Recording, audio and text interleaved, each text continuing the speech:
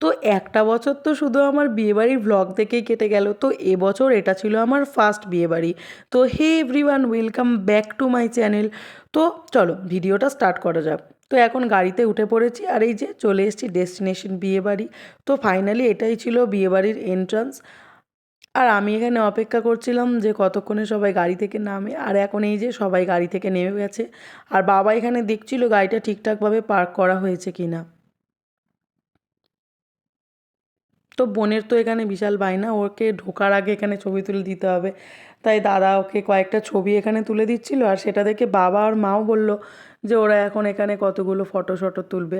তো বাবা মা শুধু তোলেনি, আমরা সবাই তুলছিলাম। আর সৌমেনকে দেখো, ও বালতি নিয়েই এখানে ওয়েট লিফটিং করা স্টার্ট করে দিয়েছে। এতটাই গান চলছিল না, আমি ওখানকার ভয়েসগুলো মিউট করতে বাধ্য হয়েছি, নাহলে না পুরো পরপর কপিরাইট চলে আসতো। আর এটাই ছিল এটার এন্ট্রি। সৌমেন তোমাদের ভালো করে ডেকোরেশনগুলো দেখিয়ে দিচ্ছিল। তো চলো ভেতরে যাওয়া যাক। ভেতরে গিয়ে তোমাদের সাথে ভেতরের লুকটাও শেয়ার করব। তো ব্লগটাও পুরোটা দেখো আর কি করি আমরা আজকের। তো এটাই ছিল ভিতরের লুক। আমরা এখন ভিতরে চলে এসেছি। আর এখানে বরের আসন না কোণে আসন করেছিল ঠিক বুঝতে পারলাম না, কারণ ওখানে না ভিড় জমিয়েছিল পাড়ার বাচ্চা আর কাকিমারা। বেসিক্যালি ফটো তোলার প্রচণ্ড ভিড় ছিল। তোর মাসির বিয়ে? তোর মাসি কোথায়? আর কে সাজিয়ে দিয়েছে? ওই গানটা কর, ওই গানটা। তো আমরা এসেছিলাম টিনটিনের মাসির বিয়েতে। তো এখানে আমরা টিনটিনের সাথে গল্প করে চলে এসেছিলাম একটুখানি ফুচকার স্টলে। আর এসেই তো এখানে বোন, ও তো ফুচকা খেতে বিশাল ভালোবাসে, দেখো টপ করে কিরম ফুচকাটা খেয়ে নিল। ওদের দলে লাইন সৌমেনও দিয়েছিল দেখলে। আর এদিকে দেখছি আমার দাদা চলে এসেছে আইসক্রিমের স্টলে। তাই আমি ওকে বলছিলাম যে আমার জন্যও কিন্তু নিস। আর বোন এখানে বলছিল যে আমি তোর জন্য নিতে পারবো না। আর মাসি বলছিল চুপ কর, তোকে না আইসক্রিম খেতেই হবে না। তো এখানে দেখো বাবা, দেখেছো ঠান্ডা লেগেছে, এদিকে আইসক্রিম কীরকম খাচ্ছে। তো সবাই এখানে আইসক্রিম খাচ্ছিলো, আমাকে না কেউ আইসক্রিম দেয়নি, বললো আমাকে নাকি খেতেই হবে না। আর এদিকে আমার মাকে দেখো, আমার মাকে জিজ্ঞাসা করলাম তুমি কী খাচ্ছ, বলছে কফি।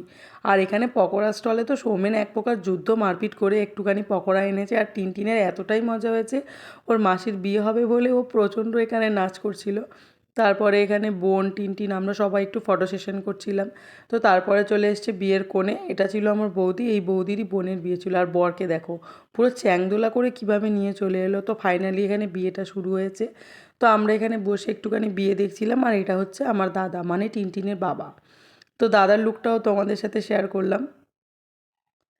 তো এখানেই বরযাত্রীর এই মহিলাকে দেখো, এই কাকিমা মাথায় এতগুলো ফুল গুজেছে, তোমাদের সাথে শেয়ার না করে পারলাম না। ফাইনালি তো এখানে এরপর বিয়েটা স্টার্ট হলো। আর এখানে বউকেও নিয়ে আসা হয়েছে। এবারে এদের এখানকার নিয়ম অনুযায়ী এবার 7 পাক হবে। তো এবার স্টার্ট হলো মালা বদল আর বড় না কোণে বড়। তো এখানে দেখতেই পাচ্ছ যে কোণে কীরকম পিঁড়ির ওপর দাঁড়িয়ে পড়েছে, আর দেখো পড়েই যাচ্ছিল বেচারি।